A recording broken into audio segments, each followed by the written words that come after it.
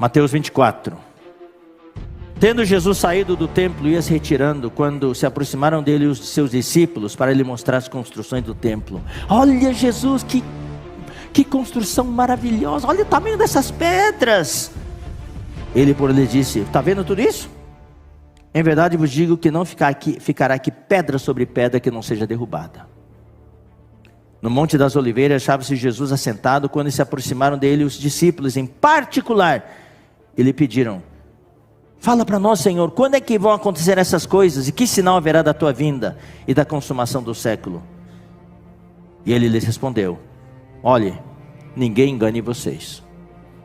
Porque virão muitos em meu nome, dizendo: eu sou o Cristo, e enganarão a muitos.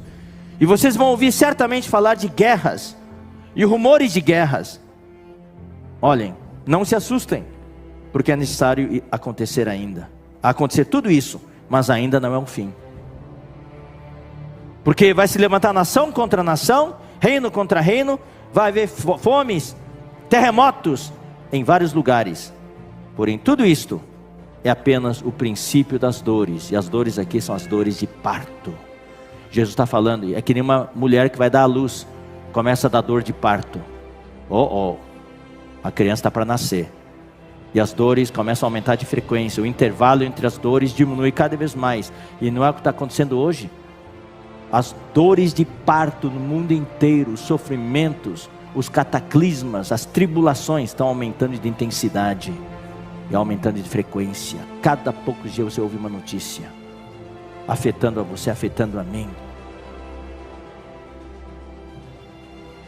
Isso quer dizer que a criança está para nascer. O tempo do fim está chegando. E nós temos de nos preparar. Então aqui nesse versículo que nós lemos, nós temos primeiramente a descrição da situação geopolítica no mundo. Guerras, nação contra nação, reino contra reino, revoluções. A reconfiguração política na Europa. Anos atrás havia o mercado comum europeu, mas aquilo ainda não era bíblico. Inglaterra tem que estar fora, porque os países que compõem o reino do anticristo tem que ser restaurado a configuração do Império Romano. Porque o anticristo vai ser o 7º César e vai virar o 8º César. Eu não vou entrar em detalhes aqui. Então, hoje, esse Brexit é cumprimento de profecia. Inglaterra tem que sair da União Europeia. Não havia Macedônia antes. Agora há um país chamado Macedônia. Você vê como é que são as coisas? O isolacionismo norte-americano também é cumprimento de profecia. Porque a influência dos americanos no mundo tem que diminuir. Porque a influência maior vai vir da Europa. É lá que o anticristo vai estabelecer a sua base. Número 2, a situação socioeconômica no mundo. Insegurança, fome. Tem fome no mundo inteiro. No Brasil tem muita fome. Nos Estados Unidos tem fome? Tem. Não é divulgado, mas tem fome lá. Instabilidade social e econômica, desemprego, etc, etc. Todo esse versículo 7 fala disso. No versículo 7 também fala das calamidades naturais representadas pelos terremotos. Mas hoje nós temos terremotos, inundações, seca, vulcões, tsunamis, maremotos, incêndios. A situação espiritual. A situação espiritual. Capítulo 24, versículo 9. E sereis atribulados e vos matarão, sereis odiados de todas as nações por causa do meu nome. Nesse tempo muitos hão de se escandalizar, vão tropeçar, trair e odiar uns aos outros. Levantar-se-ão muitos falsos profetas e enganarão a muitos. E por se multiplicar a iniquidade, eu chamo isso de o vírus da iniquidade, que está se multiplicando no tempo de hoje. Por causa disso, o amor se esfriará de quase todos. Eu quero que vocês apliquem a si o teste. Como é que você sabe se está com febre ou não? Você pega um termômetro e mede a sua temperatura. Tem uma medição para saber se você pegou o vírus da iniquidade. É medir a temperatura do seu amor para com Deus e para com o próximo. Para com a sua esposa, para com seu marido, para com seus filhos, para com os irmãos, para com a igreja, para com a palavra do Senhor, para com a oração, para com o serviço a Deus e para os irmãos em geral, e para o próximo. Se você medir o seu amor, você sentir que o seu amor, a temperatura está baixando, você está pegando ou já pegou o vírus da iniquidade. Você precisa aplicar a vacina urgente. Sabe qual é a vacina, queridos irmãos? Não é autoajuda, não é ideologia, não é filosofia, é a palavra de Deus. A inoculação é a palavra de Deus.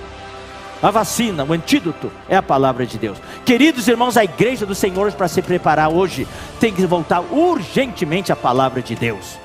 Hoje o que existe é muita metodologia, muitos métodos, muitas coisas exteriores, muito show, pouca palavra.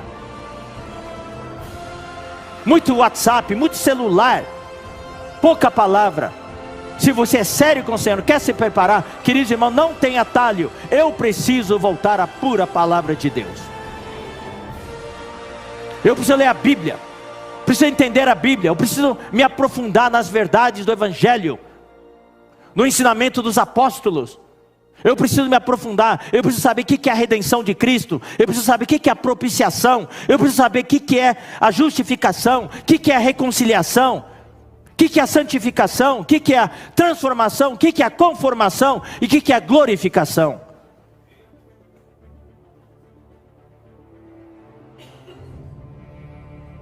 Eu não posso ser um cristão superficial.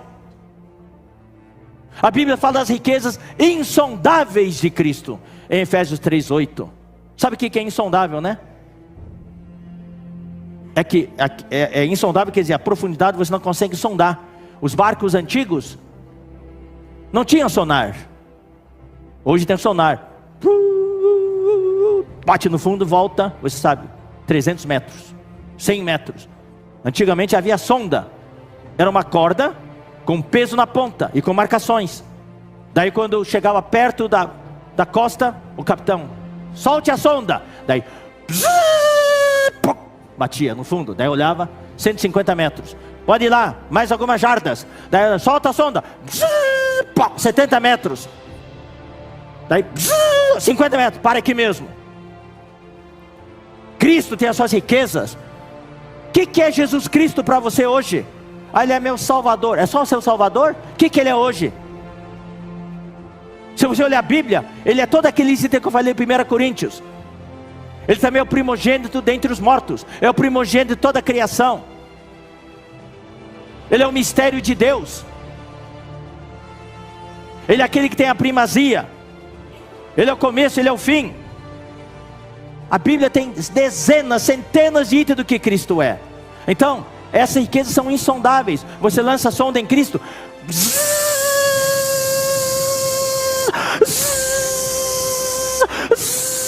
e não chega nunca no fim.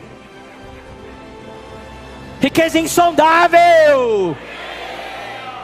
A Bíblia fala, requer que compreendamos com todos os santos qual é a largura, comprimento, altura, profundidade.